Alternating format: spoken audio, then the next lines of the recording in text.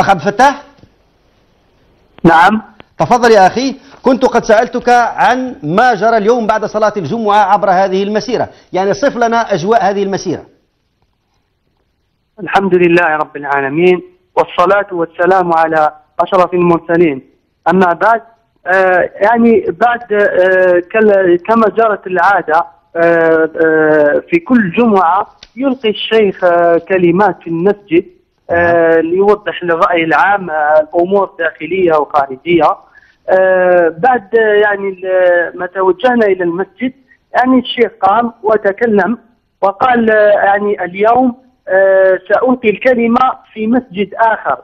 طيب. وحينما أنتقل من هذا المسجد إلى المسجد الذي أراد أن يلقي فيه الكلمة وهو مسجد حي الجبل، يعني تطرق الشيخ إلى نقاط من أهمها هو أن يرد على وزير الداخلية والتصريحات التي قالها للصحافة.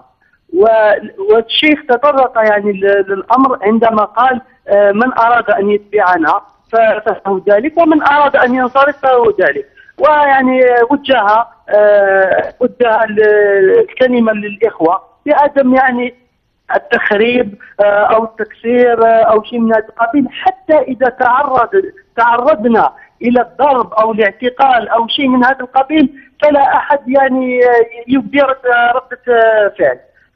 فبالتالي توكلنا على الله وخرجنا من المسجد، والشيخ يعني وبعض الإخوة حاملون لشعارات، وأصبحنا يعني حمل اللافتات يعني مفادها يعني الإنكار على نتائج البرلمان اللا شرعي المضخم في النتيجة، وأن حزب المقاطعون هم الناجحون وهم الفائزون.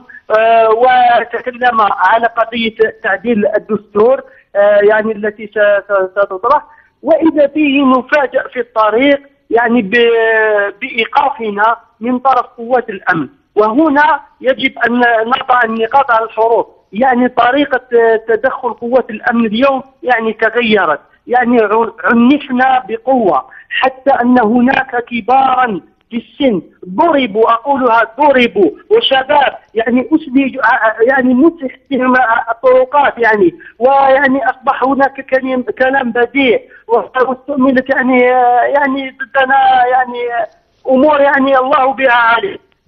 فبعد ذلك يعني قيل طلب من الشيخ الجلوس، يعني أمور انفلتت هكذا، واعتقل من اعتقل، ثم بعد ذلك يعني اعتقل الشيخ حتى أنه ضرب يعني وأصيب وكذا، والآن هو متواجد في مقر الأمن المركزي ولاية الجزائر العاصمة. وهناك بعض الإخوة لهذه الساعة هم محتجزون في دائرة حوتين داي، يعني حوالي أكثر من 30 شخص تحت الإيقاف، هذا ما بلغان.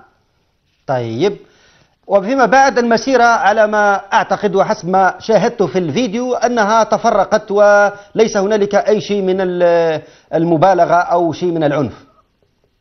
لا أبدا أبدا أبدا أخي الكريم، يعني حتى الوالد يعني حتى الشيخ كان أعطى نصائح، يعني الأمور موثقة صوتا وصورة، كان أعطى جملة نصائح في المسجد، يعني حتى إذا ضربنا، حتى إذا يعني استفزينا أو شيء من هذا القبيل فلا أحد يبدي ردة فعل. يعني احنا خرجنا في مسيرة يعني سلمية ومن مسجد إلى مسجد ليبدي يعني ليعبر عن رأيه، وهذا الشيء أمر الاحتجاج وقضية التعبير، هذه أمر يعني تطرق إلى الشيخ عديد من المرات، يعني أمر يعني هو مكفول شرعا، مكفول قانونا، مكفول يعني بكل المواثيق. يعني هذه نحن لم نخرب ولم نكسر شيء، يعني تصرفنا بطريقة سلمية ومتجهون من بيت الله إلى بيت الله. يعني هذه هي النقطة الأخرى، لا أحد وإذا بنا فوجئنا يعني بقوات الأمن يعني وصلت إلى المكان وطوقت المكان، وبدأ الاعتقالات وبدأ الكلام يعني البذيء، وبدأت الأمور والتهديدات. وهناك يعني من حتى من أخذت منهم النقالة، وأنا شاهد على هذا، يعني أنا واحد من الناس الذي أخذ مني الليلات في النقال يعني.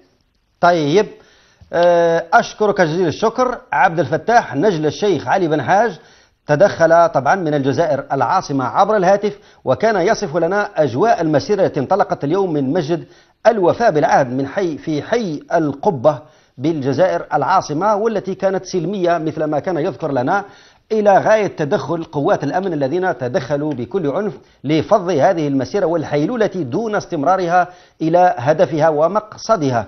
أذكر فقط مثل ما ذكر